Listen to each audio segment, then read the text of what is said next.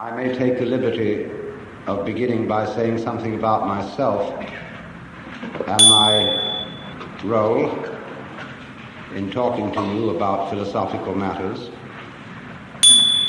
because I want it to be understood perfectly clearly that I am not a guru.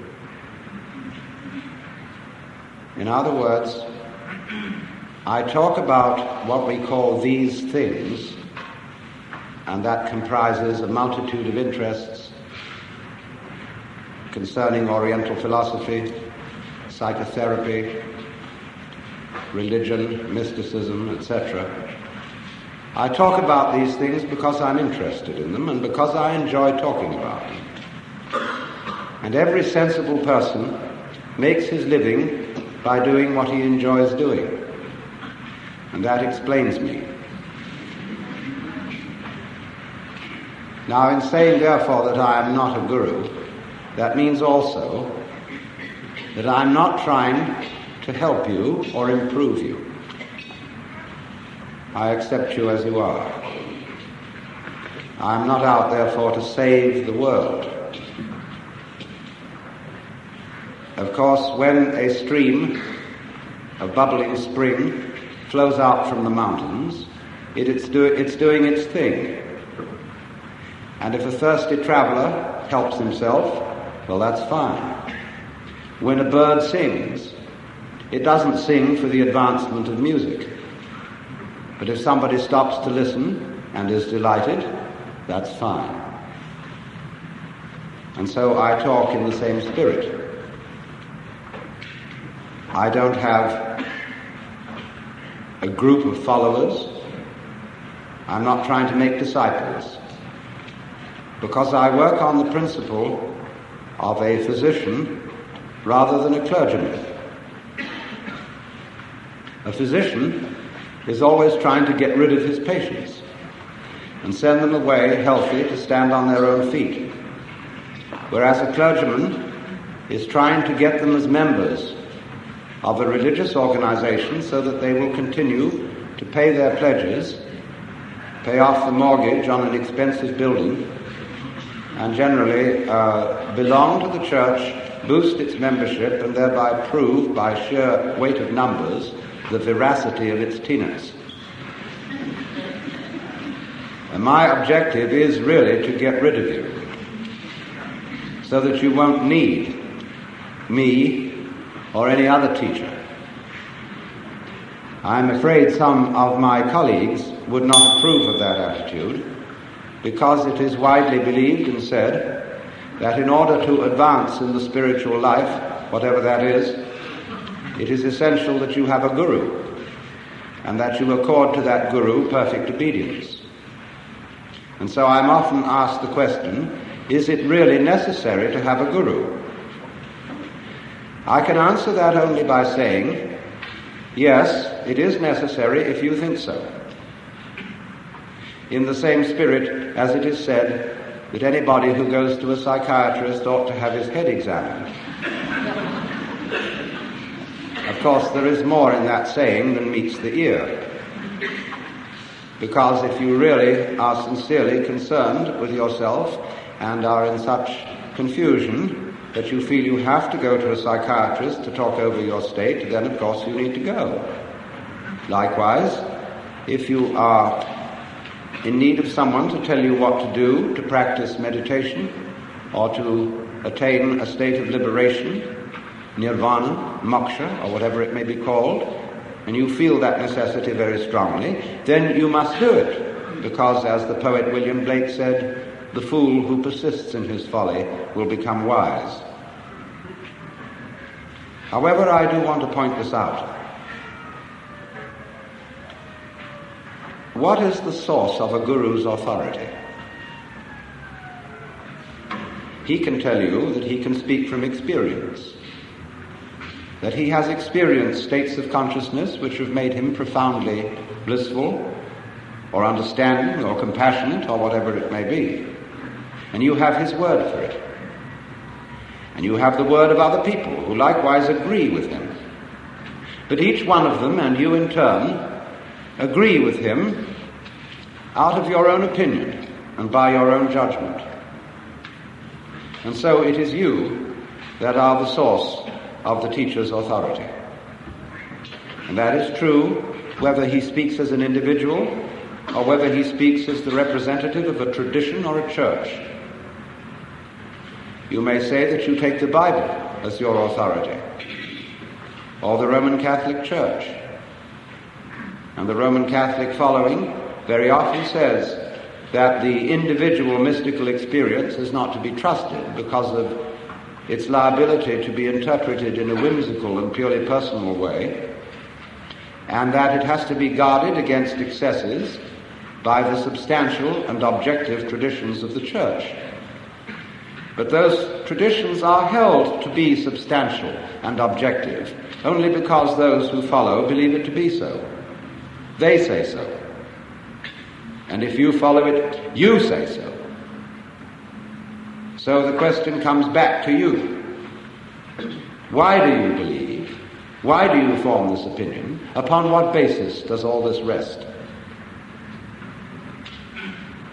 Well, of course, almost everybody is looking for help. Unless, when I was younger, so much younger than today, I never needed anybody's help in any way. But there is this feeling of a certain helplessness, of being alone and somewhat confused in an unpredictable, wayward, external world of happenings. And this world of happenings includes an enormous amount of suffering, tragedy, and we wonder why we're here, how we got here, and in short, what to do about the capital P problem of capital L life, to which should be added death, because it seems to be certain that we're all going to die, and that death may be a painful process, that those we love are going to die, and so what about it? Is there any way in which we can become masters of the situation?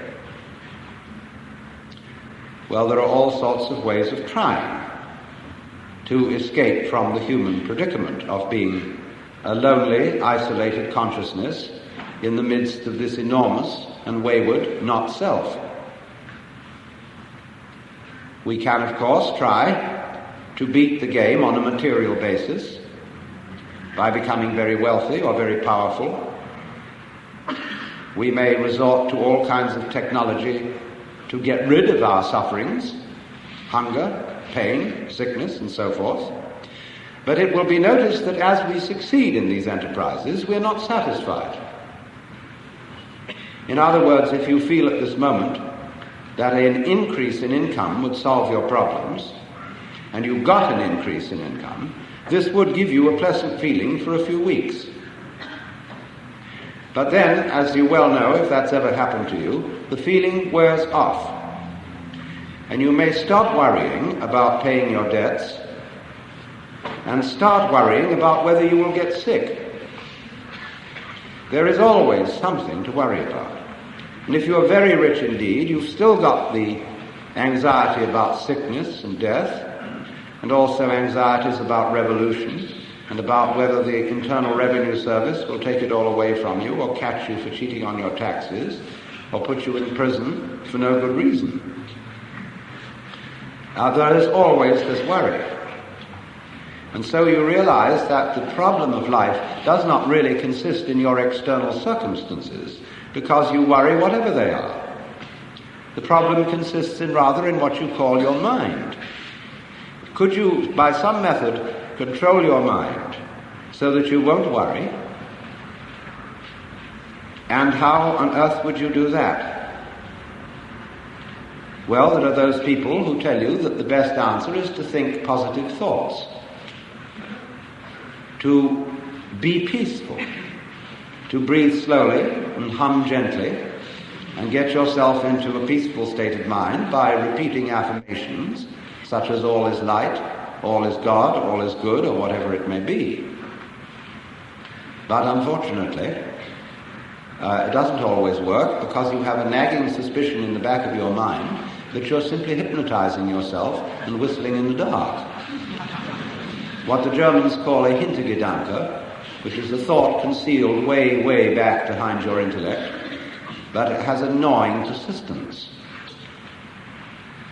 What if?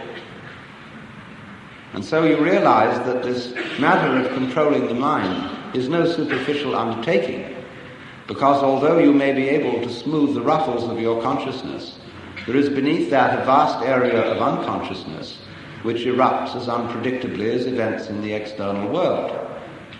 And so you consider seriously the possibilities of psychoanalysis, to go down and get into those depths and see if oil can be put on those troubled waters. And then, of course, you get into the guru business.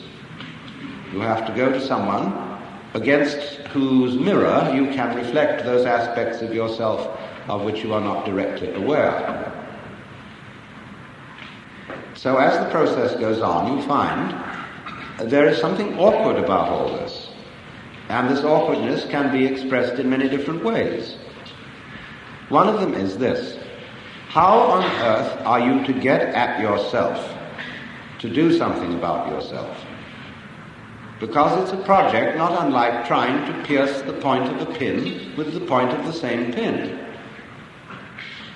In other words, if you feel that you could do with some sort of psychological or spiritual improvement, obviously you are the character who's going to have to bring this about. But if you are the one who needs to be improved, how are you going to accomplish the improvement? You're in the predicament of trying to lift yourself up off the floor by pulling at your own bootstraps. And as you all know, that cannot be done. And if you attempt to do so, you're likely to land with a bang on your fanny and be lower down than you were in the first place. So that problem continually arises, and it has arisen historically in all the great religious traditions. We find it in Christianity, in the debate between St. Augustine and Pelagius. And Pelagius said that if God had given us a commandment to love him and to love our neighbors, he would not have done so unless we could obey it. St. Augustine countered and said, yes, but the commandment was not given in order for it to be obeyed. God never expected that it would be obeyed, because we were incapable of loving anyone but ourselves. The commandment was therefore given to convince us of our sinfulness, from which we could be rescued only by divine grace, that is to say, by the infusion of our souls with a power beyond them. And that was more or less the doctrine for which the Church settled. The puzzle has always been, therefore, how to get grace. Because grace is apparently freely offered to all, but some people seem to get it and some don't. With some the medicine takes, and with others it doesn't. Why? Well, apparently you have the power to resist grace, but if you do, you also have the power not to resist it. We would like, therefore, to know how not to resist it and to be open. And there you see we are back at exactly the same problem with which we began. It's like saying you must relax. Damn you. Let go. Give in. And I know I ought to give in. I know I ought to let go and abandon my will to the divine will. But as St. Paul put it so well, to will is present with me. But how to do that which is good, I find not. For the good that I would, I do not. And the evil that I would not, that I do. In other words, we all come down to a basis in ourselves, which we will call, so first of all, since we are in a Jewish temple, the Yetzer Hara, or the wayward spirit which God is supposed to have put into the soul of Adam, or in my translation, our element of irreducible rascality, where we are all basically scamps. And if you haven't found that, you're very unconscious. I know all sorts of people who are full of outward love, But of course, it always turns up that they need money. And when it comes to money, the virtue flies out of the window.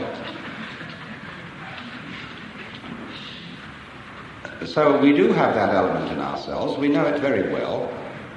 And the question is, therefore, once again, how can it be transformed? But if the transformer is the one who is afflicted, who transforms the transformer? It's the old problem of who guards the guards, who polices the policeman, who governs the government. And it seems perfectly insoluble for that reason alone, that it is a vicious circle. There's a great deal of talk about two selves, the lower self or ego, the higher self called the spirit or the Atman, and the duty of the Atman seems to be to transform the wretched little ego. Well, sometimes it does, but a lot of times it doesn't. So we ask, why doesn't so-and-so's Atman succeed in getting through? Is his ego too strong? If so, who will weaken it? Is his Atman too weak? And if so, why? For surely aren't all Atmans the same? The puzzle remains. So let's take a look at what we're trying to accomplish. We're trying to get better.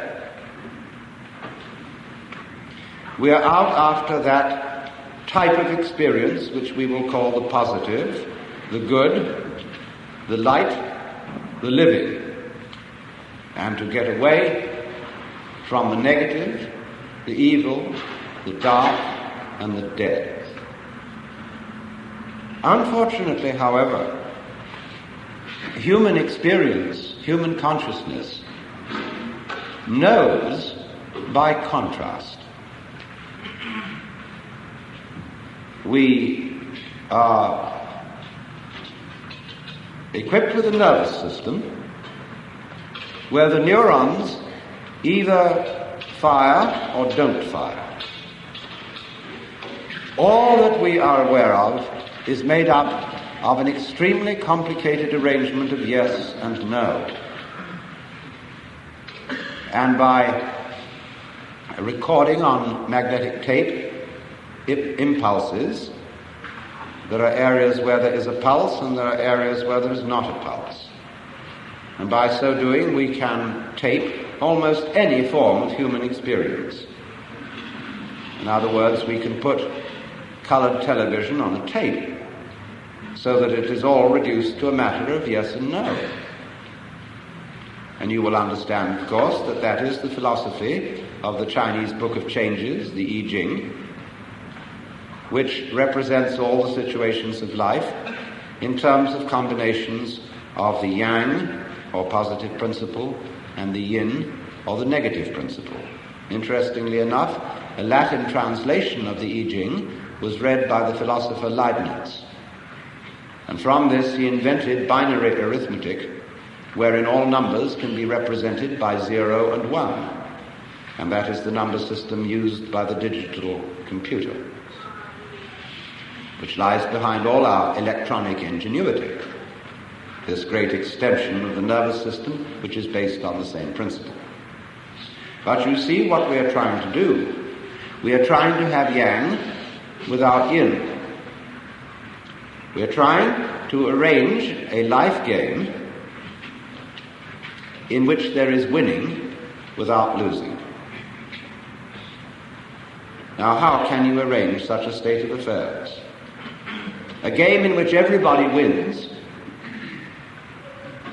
would end up, as W.S. Gilbert put it, when everybody's somebody, then no one's anybody. If we are all equally happy, it is impossible to know that we are happy, because a certain flatness comes over everything. If we lifted up all valleys and lowered all mountains, we should have the sort of thing they're attempting to do with bulldozers in the Hollywood Hills, to the destruction of the ecology, in ghastly fulfillment of the biblical prophecy that every mountain, every valley should be exalted, and every mountain laid low, and the rough places made plain. And I'm sorry to say it was Isaiah to whom this temple is dedicated, who made that remark. But the same Isaiah also said, something that at least Christians do not often quote, which is this following sentence: I am the Lord, and there is none else. I form the light and create the darkness. I make peace and I create evil. I, the Lord, do all these things. In spite of which, everybody is busy trying to be good, not realizing that we would not recognize saints unless there were sinners, or sages unless there were fools. And there is no way out of that dilemma. That is why Buddhism represents existence in terms of a wheel called the Bhava Chakra, the wheel of becoming, of birth and death. And on the top of that wheel there are Deva people, whom we would call angels. And at the bottom of the wheel there are Naraka, or tormented people, in purgatory. And you go round and round, now this way, now that way. It's really like a squirrel cage, where you're running and running and running to get to the top, and yet you have to run faster and faster to stay where you are. And that's why there is always the sense of the more you succeed in any scale of either worldly or spiritual progress, the more you have the haunting feeling that you're still in the same place.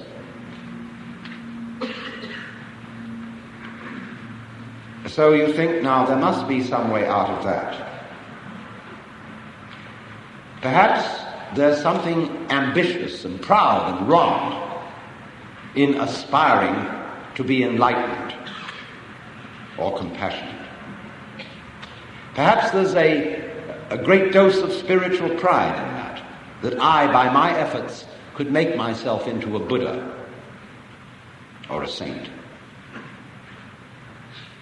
And therefore, perhaps the thing to do is to try to eliminate all desire. Not only the desire for worldly success, but likewise the desire for spiritual success. For the Buddha proposed that desire was the root of suffering, and therefore suggested to his hearers that if they eliminated desire or clinging, they might cease from suffering. But you must realize that the so-called teachings of the Buddha are not doctrines in the sense that the Jews and the Christians and the Muslims have doctrines. They are proposals. They are the opening steps in a dialogue. And if you go away and try not to desire in any way, you will very quickly discover that you are desiring not to desire. And so we very rapidly come to a situation where you discover that with regard to your own transformation, everything you try to do about it doesn't work. It may have some sort of temporary success to make you feel better, but again and again you come back to the same old gnawing problem. And that is why people interested in spiritual things tend to move from one sect to another, from one teacher to another, always hoping that they will meet one who has the answer. Of course, then there are many teachers who say, indeed, there is nothing you can do. And therefore you have to practice non-doing, as the Taoists call it, wu wei, non-striving. But then you find in turn that it's extraordinarily difficult not to strive. It's like trying not to think of a green elephant. And immediately you think of it. And so you come to the dismal conclusion that you can neither achieve what you want to achieve, that is to say, liberation from the alternation of the opposites by striving, nor can you achieve it by not striving. And thereby you have learned that you cannot concentrate on purpose. It's like trying to be unself-conscious on purpose, or to be genuine on purpose, or to love on purpose. When you say, I ought to love, well, that puts you in a double bind. When we say of a person, well, he's trained himself to be deliberately unself-conscious, or he has very disciplined spontaneity. What we were looking for was somebody whose spontaneity was genuine, so that the scaffolding didn't show. And we believe that there are such people, like children, but they don't know how interesting they are. And when they find out, they become brats. Imagine for a moment that it was your privilege to have a brief interview with God, in the course of which you were allowed to ask one question. What would you ask? Now, you would have to think this over very carefully, because this golden opportunity would come to you only once, and you would have to be most careful that you didn't ask a silly question. Well, you might try God out with a Zen Buddhist koan, such as, beyond the positive and the negative, what is reality? And the Lord would turn to you and say, my dear child, your question has no meaning. And you wouldn't have the opportunity to think up a meaningful one and come back. So perhaps you should have... And the Lord would say to you, why do you want a question? See, it seems you do want one, don't you? Because you feel that is the insoluble problem of trying to win without losing. Now, as long as you can keep that problem, you'll be busy. Only, however, until you see that it can't be solved. But there are all sorts of ways of presenting that problem in such a way that you cannot see that it's meaningless. And the better gurus are very clever at bringing these ways out. You may see, for example, if you are invited to practice intense concentration, that after a while you find yourself thinking about concentrating, and therefore that your concentration is somewhat divided. Or he may ask you, why are you concentrating? What is your motivation for this activity? And you find out that it's your element of irreducible rascality. So, however, the teacher, once he's seen that we've mastered that lesson, has something still more ingenious.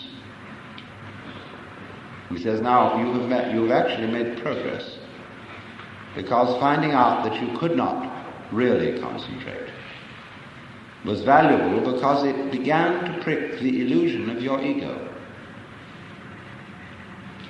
But you've only got your foot in at the door. Beyond this are many, many higher things to be learned, and you must redouble your efforts. And so, of course, you apply yourself all the more, again and again, on all sorts of tricks that these old gentlemen can come out with. And you will keep at it just as long as he can make you fall for it. But in the end, you see that it was all tricks. As the great Zen master Rinzai said, well, after all, there was nothing much in Obaku's Buddhism. And he went on to explain to his students that the art of Zen, or teaching Zen, is like deceiving a child with an empty fist. You know how you can intrigue a child by pretending you've got something very precious in your fist. And you can play a game for an hour, provoking the child to ever greater enthusiasm to find out what you've got. And in the end, the revelation is that there was nothing there. So many people say in the course of their Zen training, I realized there was nothing to realize. It was all there from the beginning. Because you see, standing opposite to the realization that you can't do anything about it, and equivalently that you can't do nothing about it, comes, of course, the awakening that the reason for that is there is no you separate from you. In other words, when you try to control your thoughts or control your feelings, there is no difference between the thoughts and the controller. Because what you call the thinker is simply your thought of yourself. The thinker is a thought among thoughts, and the feeler is a feeling among feelings. And trying to control thoughts with thoughts is like trying to bite your own teeth. So you found that out. Well, then the other side of the picture is, of course, that if you do find that out, you discover that the project of controlling yourself was unnecessary, because you were yourself a Buddha from the very beginning. That's what the Upanishads mean when they say quite simply, Tattvamasi. You're it. You, as you are. Now, how can you conceive that? Supposing you let your imagination go and really think through what you would like to happen. Imagine the most gorgeous state of bliss that you can conceive, where there are no worries, no anxiety, no haunting future with unpleasant consequences. You're in control of the whole works, and you're sitting on your lotus, perfectly content. And I ask you seriously, is that really what you want? You're quite sure that's what you want? Imagine now, let's get this situation straight. You've got everything you want. You're in the highest possible spiritual state that you can conceive. And yet, I haven't really surrendered myself, because I know it all. Something I don't know. So please, the surprise. You know what would happen?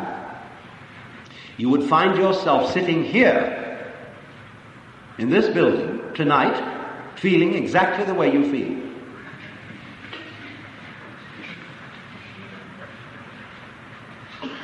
There's your answer. Because after all, don't you have it all? Look. You have the feeling of yourself.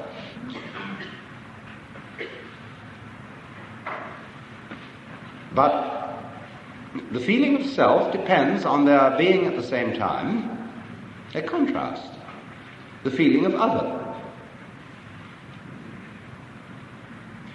The self has a certain sensation of being in control of life to some extent through voluntary action. The will seems to have a certain freedom. And yet, on the other hand, there are limits to that. And it seems in the end, life sweeps us away, and we are overwhelmed by the involuntary. And yet, the voluntary keeps popping up. New voluntaries come into the world with every baby. So you see, you couldn't have the experience you call being a voluntarily acting self without the contrast of the involuntary happening. Now, do you want to be without the involuntary happening? You want to get rid of that? All right. If you get rid of it, you won't have the experience of the voluntary self. Or would you like to turn it the other way around? Would you like to have the experience of no voluntary self? And on the other hand, everything just happens. Well, then you say, well, I'm not sure about that. Because then I would feel at first that I was floating. See, that I had no further responsibilities, that I was just walking on air. And we do get that feeling sometimes.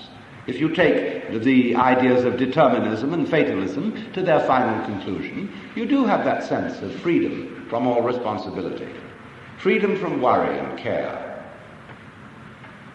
And you float along for a while, but it wears off. You don't somehow seem to be able to follow out that philosophy consistently, especially if you have children.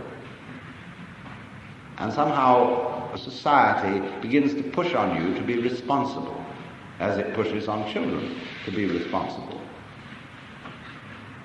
And so this nagging duality keeps coming back, that I cannot realize the nice irresponsible condition of involuntary behavior unless I have the contrast of the possibility of the voluntary, and vice versa.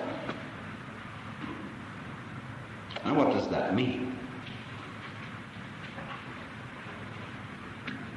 Obviously it means that these two aspects or sides of our experience, which we can call the voluntary and the involuntary, the knower and the known, the subject and the object, the self and the other, although appearing to be two, are indeed one.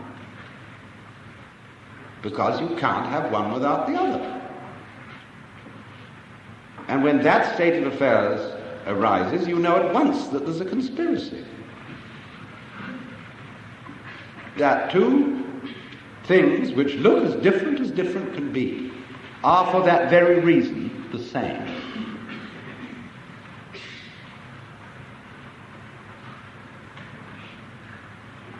Now, you can detect even under those actions of yours which you call voluntary, the voluntary movement of the muscles or of the mind, that there are processes which are not voluntary. You do not will your blood to circulate. You do not control by intention the synapses in your nervous system, and yet you would be incapable of any voluntary action unless those involuntary processes were going on. So you see these two things go together. And you begin to realize something which is rather difficult to describe, that what you call your experience is a do happening. We don't have good words for this. We have some words which have this sort of sense, like the word cleave, which means to stick together or to hold together, and also to split. And the word sacer in Latin means holy and accursed. And so I would like to propose we all should find some word for a do happening, because it's all a do happening. That's what Buddhists mean when they talk about karma. The word karma means action. And when something happens to you, be it good or bad, they say it is your karma. That means, quite simply, it is your doing. But you say, I didn't mean to do that. No. One school of thought will explain it by saying, but you see, you did something in a former life or at a former time, which now has this consequence. But that's a very superficial understanding of karma. You don't need to believe in reincarnation to understand karma. Karma is simply that you don't let your left hand know what your right hand is doing. That with one aspect you are doing what you call the environment, and with the other aspect you are doing what you call the organism, the me, this living body. But as you cannot conceive possibly the existence of a living body with no environment, that is the clue that the two are basically one. Like the two poles of a magnet, north is quite different from south, and yet it's all one magnet.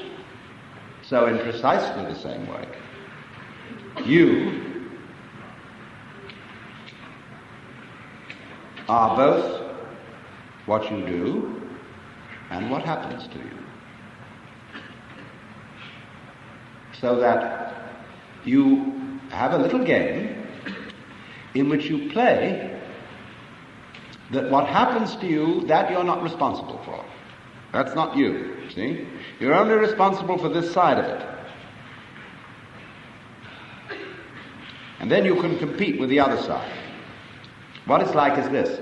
Get 2 knitting pins, 1 in each hand, and have a fencing match with yourself.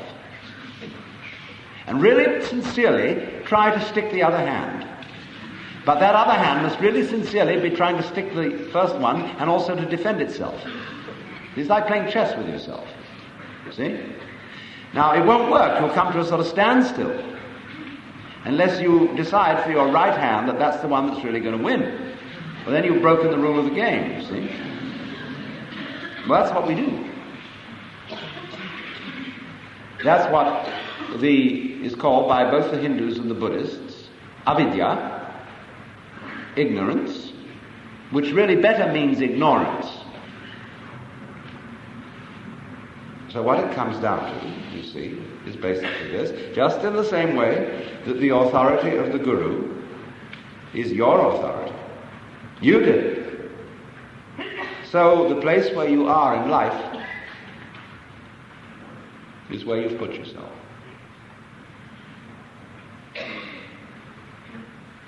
And just as on the surface of the sphere, every point may be regarded as the center of the surface, so every place may be regarded as the true place. And everyone's in his true place.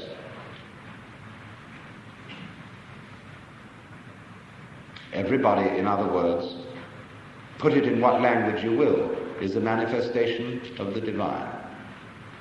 Playing this game, that game, and the other game. And your not knowing it, if you don't know it, is part of the game. Makes it all the more fun. Get lost, you say to yourself, and lost you get. Like children love to play hide and seek, to get lost. Like we all like to go to a play, see a horror movie, and have the cold shivers because we think the awfuls are going to happen. Something is going to be seen on the screen which we can't stand to see. Ooh, won't that be a thrill if it happens? We all expose ourselves to that, just as children and young people are always exposing themselves to dreadful things. And the parents get absolutely, they get the heebie-jeebies. They think if it isn't getting drunk or driving hot rods, they take drugs. And that may ruin their sanity for life. How horrible can it be? And if they don't take drugs, they'll do something else. Always to see how close to the point of danger you can get. And most people who go in for racing cars usually end up in a crash. And they know it. But the life is all the sweeter for being played dangerously. So I would say to those among you who are the most deadheads, in the sense of unspiritual and square, if there are any here, real stuffy people, congratulations. You see? You're playing a very far-out game. See, you're so lost you don't even know where you started. That's taking a gorgeous risk. Why? Because of you, we might even blow up the planet. How close are we going to get to that one? Well, just in the same way as that car racer watches the needle going up, up, up, up, up, up. There are these people feeling more and more and more righteous, determined that good shall prevail, watching that needle go up. It's getting hotter and hotter and hotter. And finally, they go out in a blaze of glory.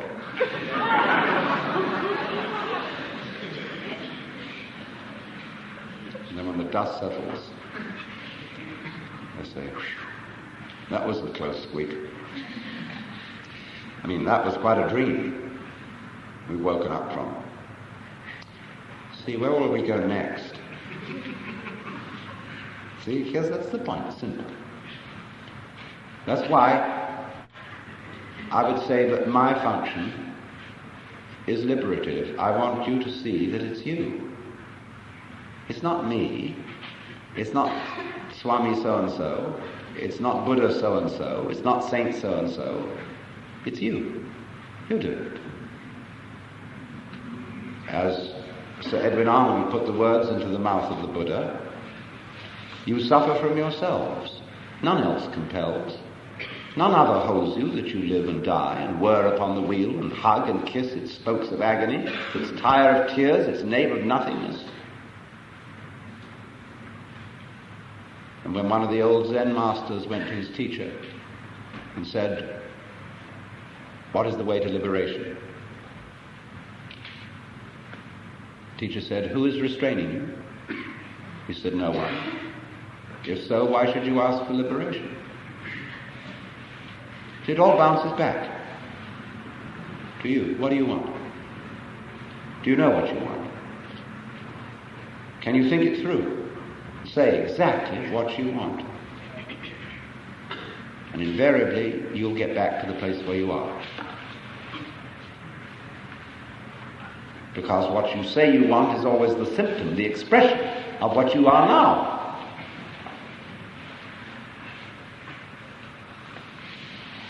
If then that is the case, that it's all there because you're doing it. Why meditate? Why do anything of a so-called spiritual nature? People don't understand really what meditation is. They take it up like they take up psychotherapy or a course in weight reduction in order to be better.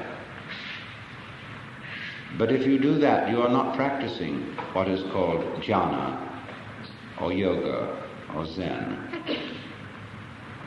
That's not it at all. Meditation is the one human activity which has no purpose. Buddhas, who are supposed to have attained everything, are invariably shown in some sort of meditation posture. Why should they meditate anymore? Because that just happens to be the way that a Buddha sits when he sits. When he sits, he sits. When he walks, he walks. He's not going anywhere. He's just going for a walk. Because he digs it. See, to dig, the very word means not merely to appreciate, but to penetrate. To go to the heart of the matter and to penetrate the moment. To get right to the root of the moment is nowhere else than the center of you, where you are. It's where you start this whole thing. So to get with yourself is to get at the moment where you begin all this questioning. Where does the question come from? Where does the desire spring from? Well, that's you, and that you is the point from which the whole universe is created, flowing back into the past like the wake of a ship. Wake doesn't drive the ship, it's the ship that makes the wake. So here you are, producing it. A meditation is just sitting and watching it happen. And it's not done because it's good for you. It's done for fun. I might even say meditation is a fun thing. And if it isn't, you're not meditating. There's an awful game that meditators play, which is competitive suffering.